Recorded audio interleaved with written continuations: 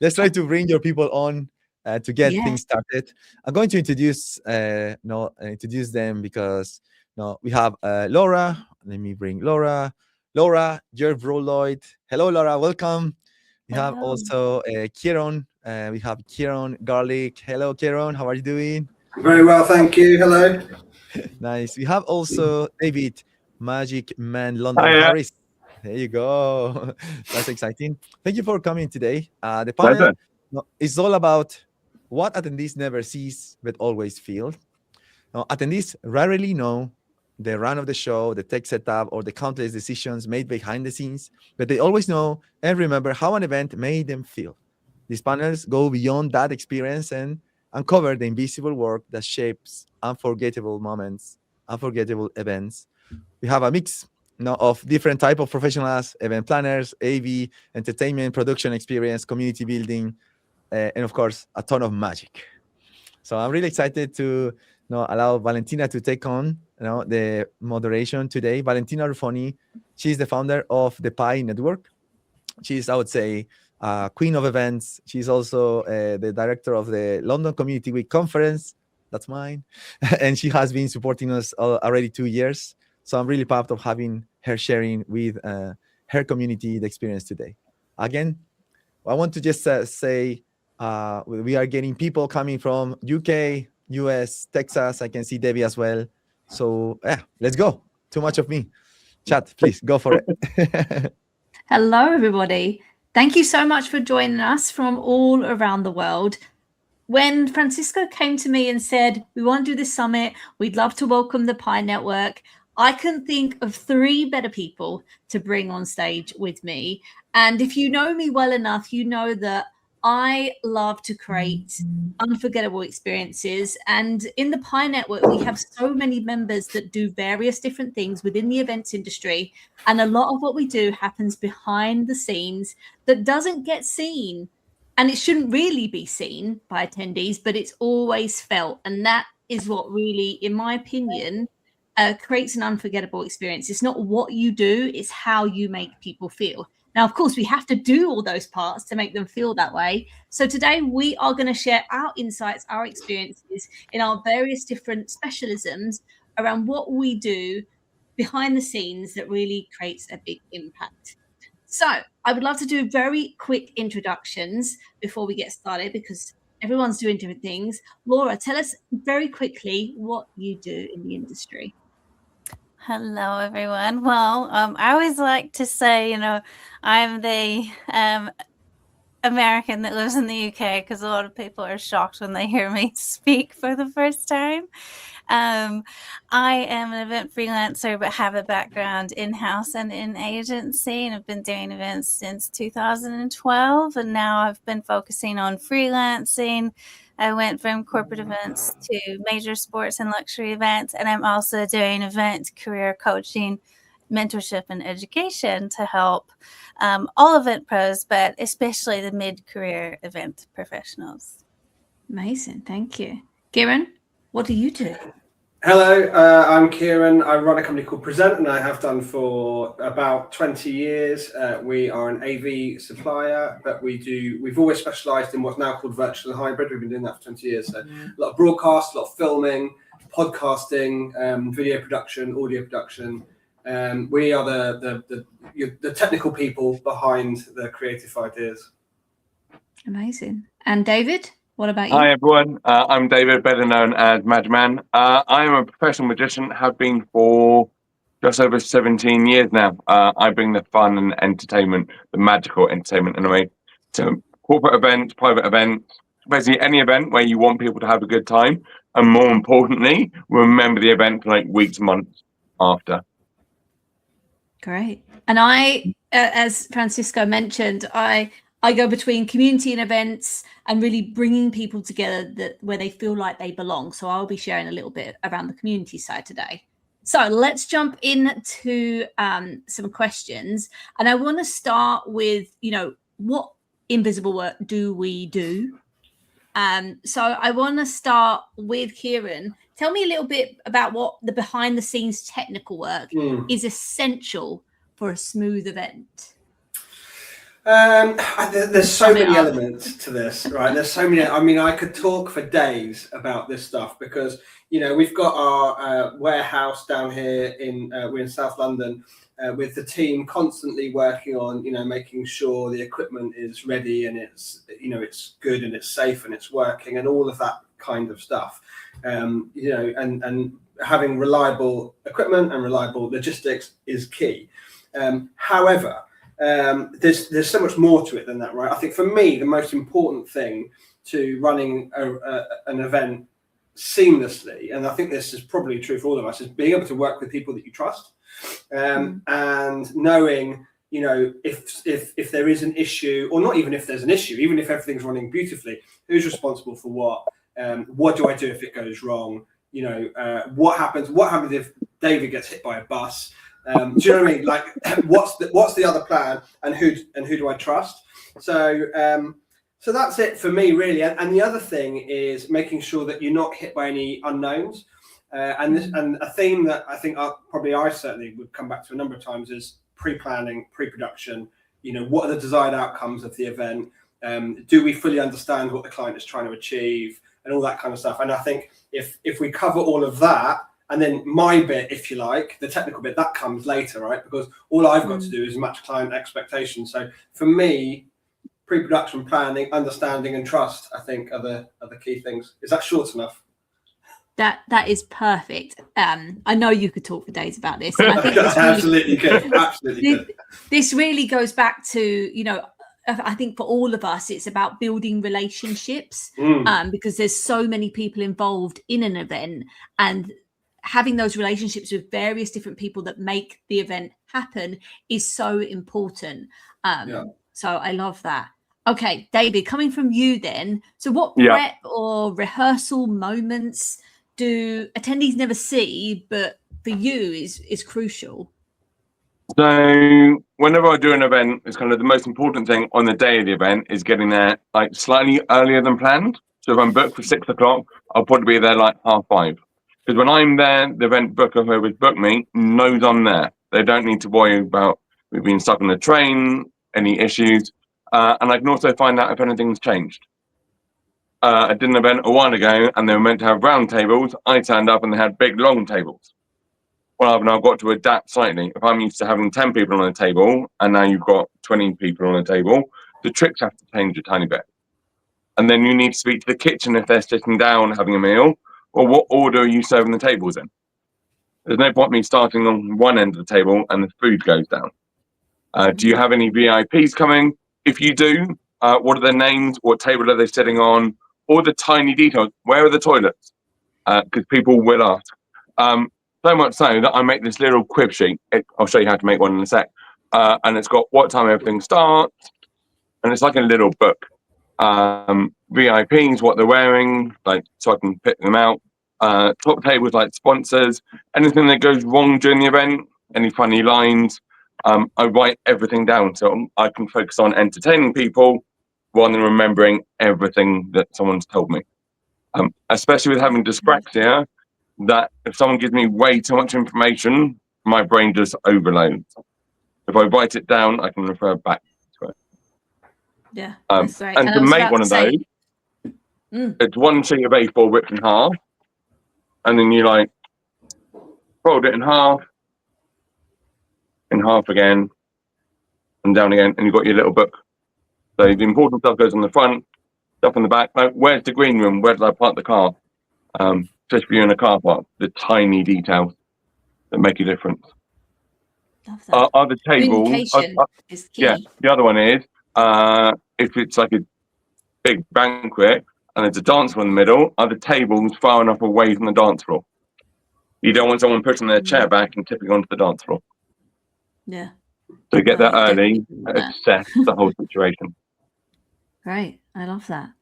And Laura, coming to you then, like, what planning details? Now, this, I know there's so many, but if you could choose some planning details that quietly ensure an event runs seamlessly, what would they be?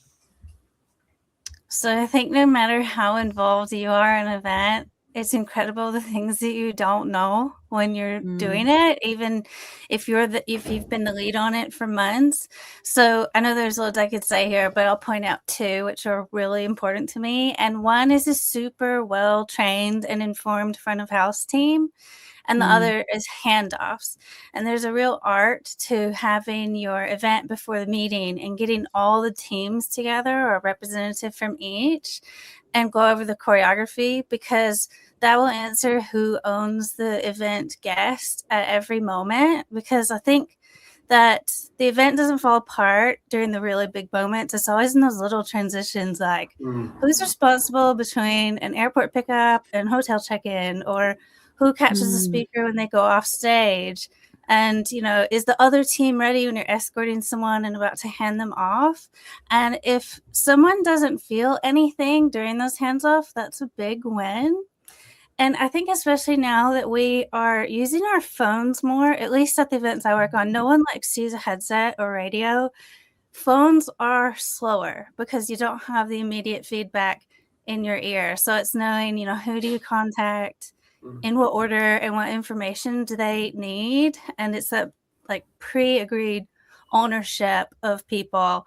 And then the other thing is the front of house being really well trained, because I think that having freelancers show up the day of an event, or hourly staff, and they're getting an hour of briefing is not enough, and they figure out how things are going the first half of the day. So it's training them how to answer basic questions and having good people skills going along the way. So I guess everything that we've said is all about communication and teamwork.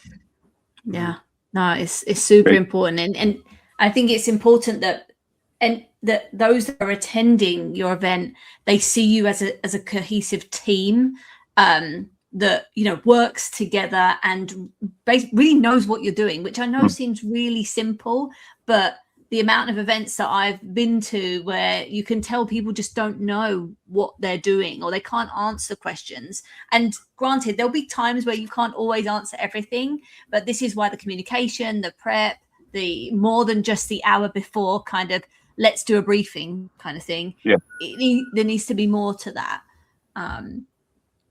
Okay, so from my side then, on a community side, the kind of behind the scenes things that we would do, which helps attendees feel more connected for me is, you know, what's happening before that event happens, how are we bringing people together, how are we getting attendees to know about each other, so that when they arrive at the event, they're like, oh my God, you're Valentina, like you are a real person kind of thing. And that way people feel more comfortable from the very beginning. And when they feel more comfortable, they're more likely to get involved in whatever the event is. They're more likely to enjoy and feel like they belong because they're with people that they know. So on my side, it's really what work is being done before that, which is why building a community, a space where you can connect and build that hype for the event beforehand is really key. And, you know, the whole community building element is almost as big of a job as building the event. But it's really being inside of the space where these attendees will be and getting to know them, so that when you then see them in person, you're like, oh, Valentina, welcome. I mean, the amount of times that people feel really happy when somebody knows their name is incredible. So that's my two little cents in terms of how to make people feel connected on a community standpoint. All right, let's talk about the experience and designing the experience.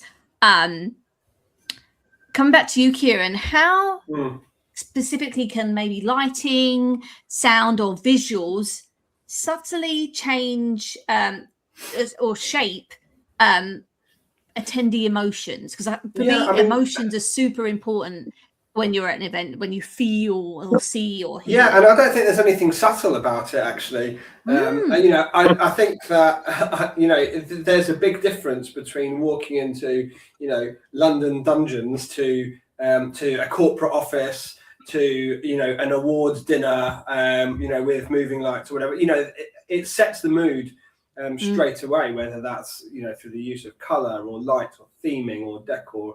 You know, I mean, even like David was saying earlier, the difference between a round table and a long, you know, rectangular table. I mean, it's a completely different vibe for a dinner. You know, so all of these things matter. But again, there's two things.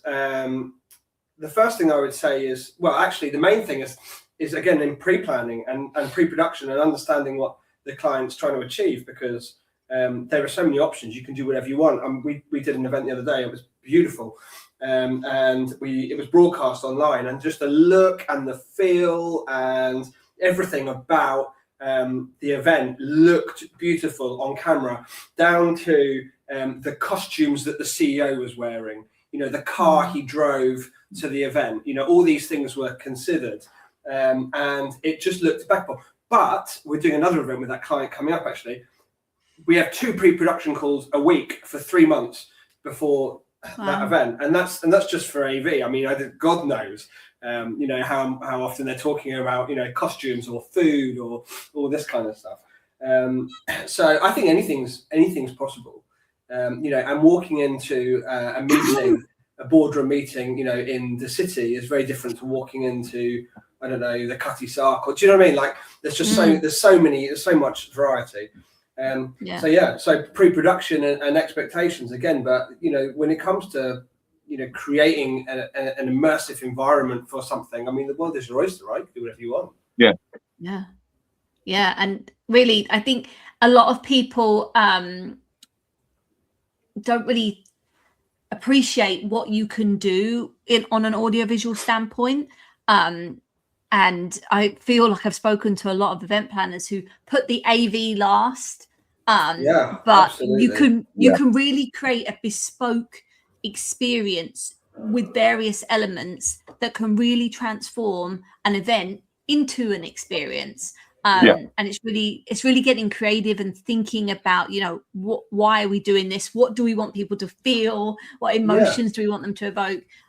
You can really do I would argue that it's probably the most important thing. I mean, probably after the venue. You know, after the venue, you know, what you put in there in terms of lights and sound is critical. You're completely setting the stage for your event. On the flip side, just quickly, what I would say is that getting the technology right to create an environment is one thing, but getting it wrong and ruining the environment is 10 times worse.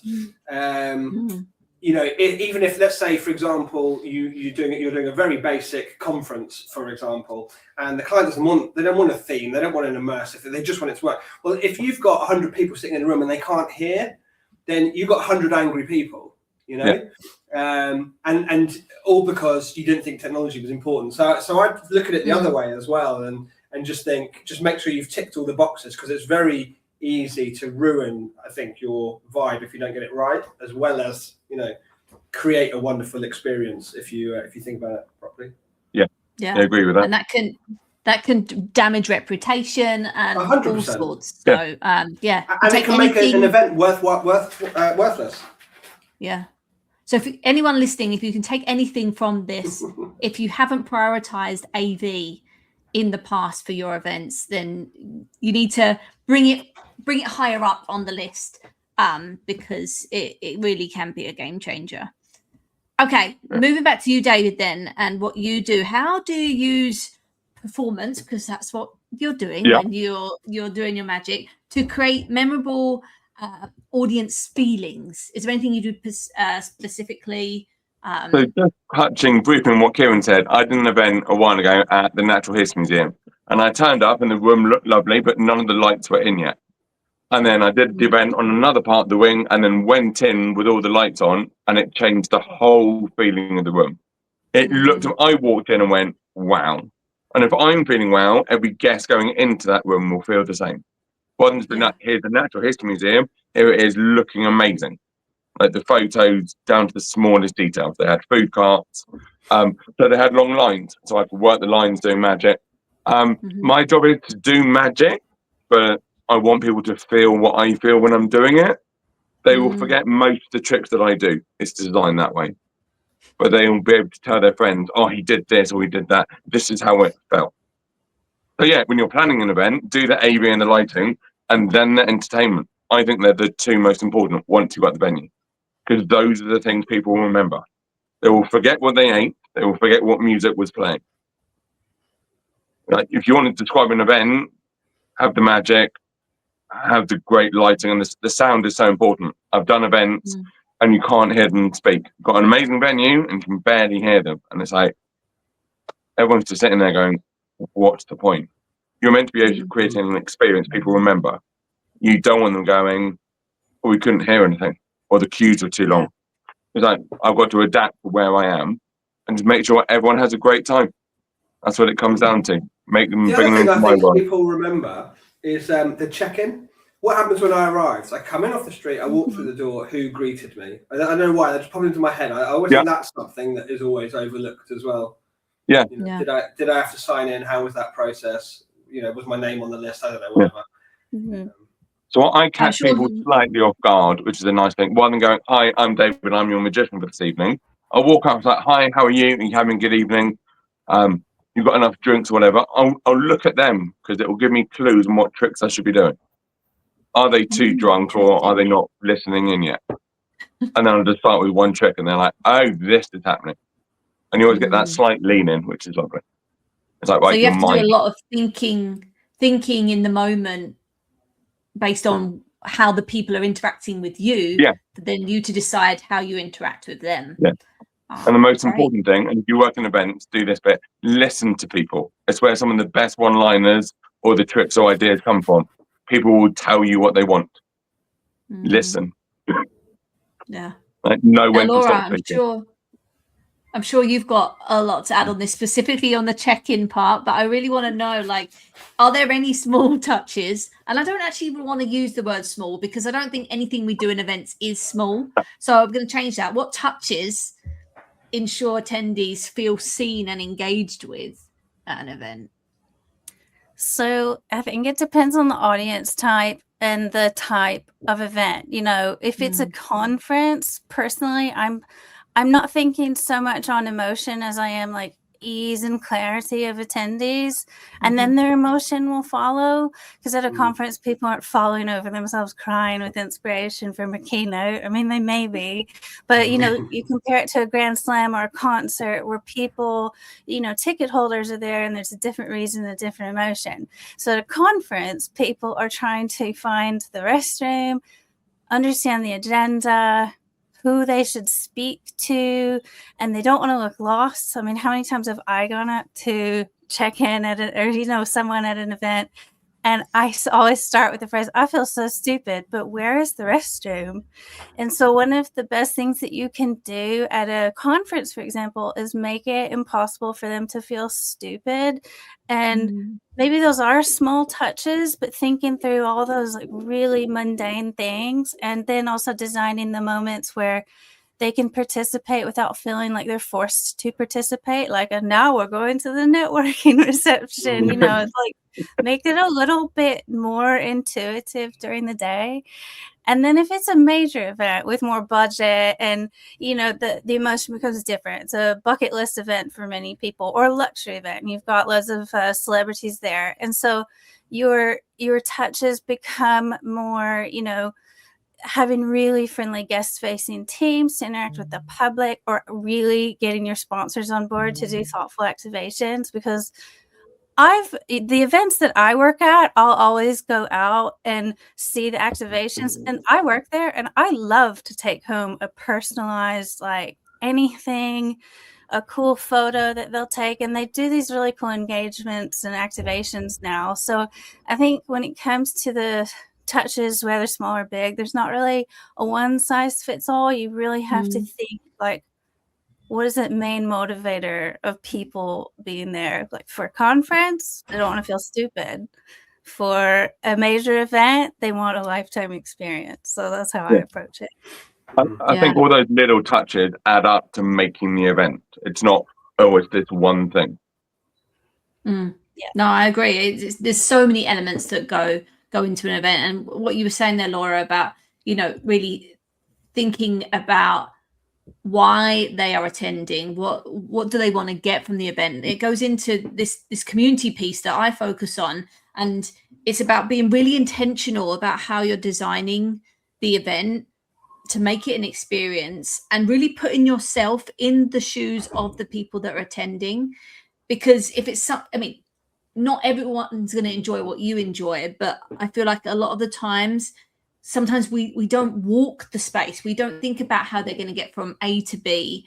And like, again, you don't want them to feel stupid. You don't want them to feel stressed because they've only got 5 minutes to get from there to there.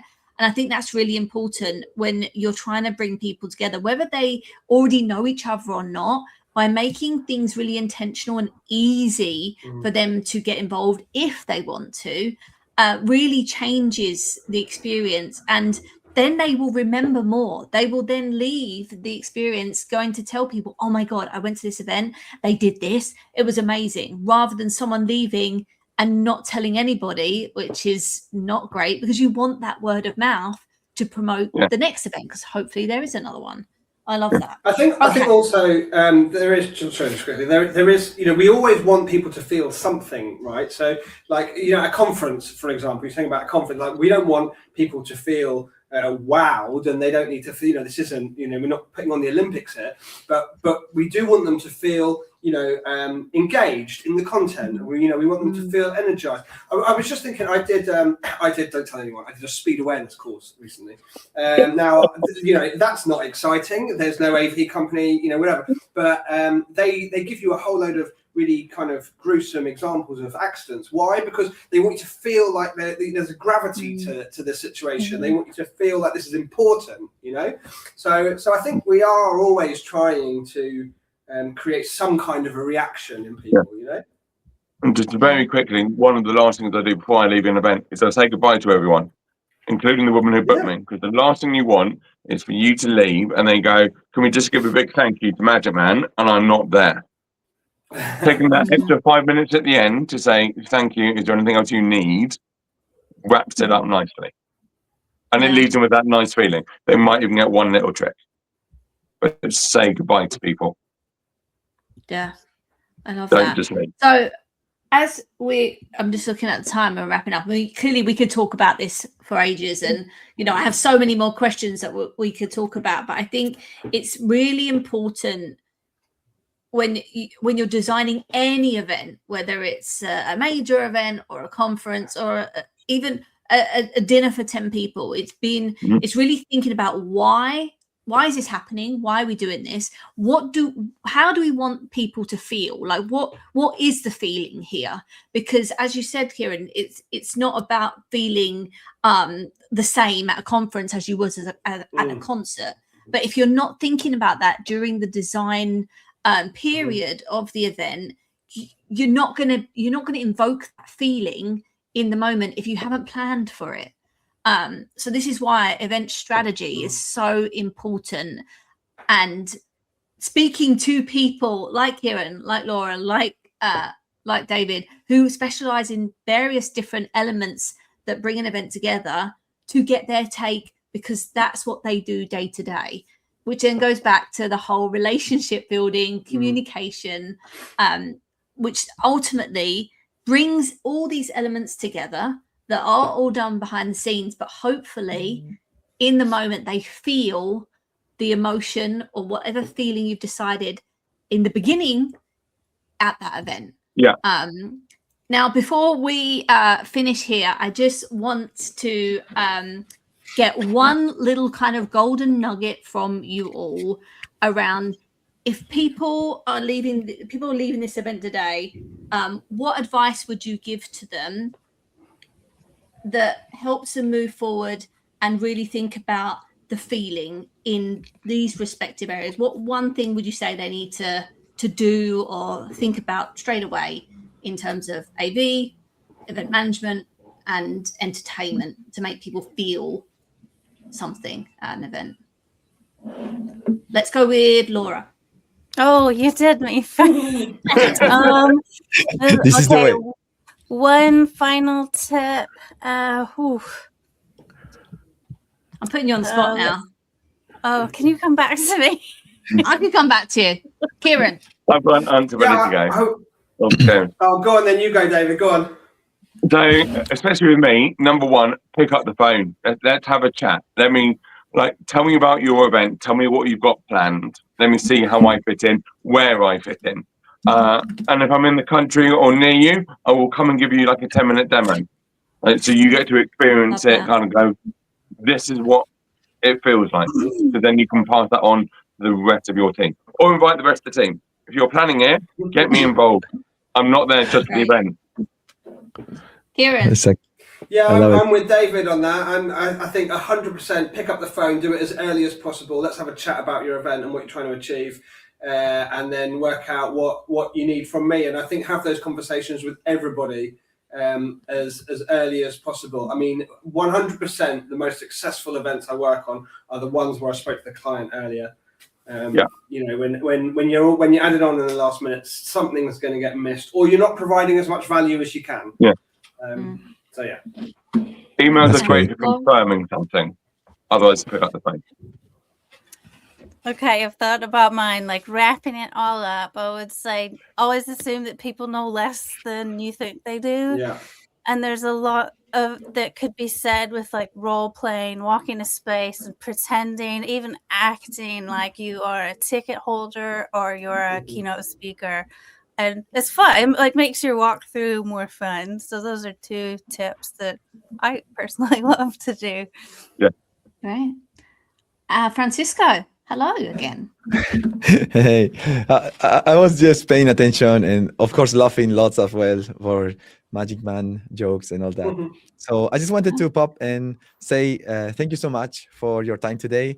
I think that everyone listening has learned a ton from you. Laura, we love you anyway, no worries. And then mostly what I wanted to mention, of course, is where people can learn more about the Pi Network. I am a member myself, so I am showing on screen the website where people can learn more about the Pi Network community. That is I'm not going to pitch it. I'm going to let Valentina 10 seconds to pitch it. But everyone can just go to that site and learn more. All right? Yes, pinetwork.com is where you can learn more. We are a global community of event professionals in 19 countries. We love to get together virtually and in person and eat pie. There's lots of pie references. Sorry, not sorry. And if you're around next week in London at the Event Production Show, International Convicts, we are bringing the very first EPS Community Hub, where we are doing 2 meetups, one each day, 11 a.m., plus loads of other communities. Club Ichi's going to be there. So come and see us. You can connect with us on LinkedIn. We're all very active.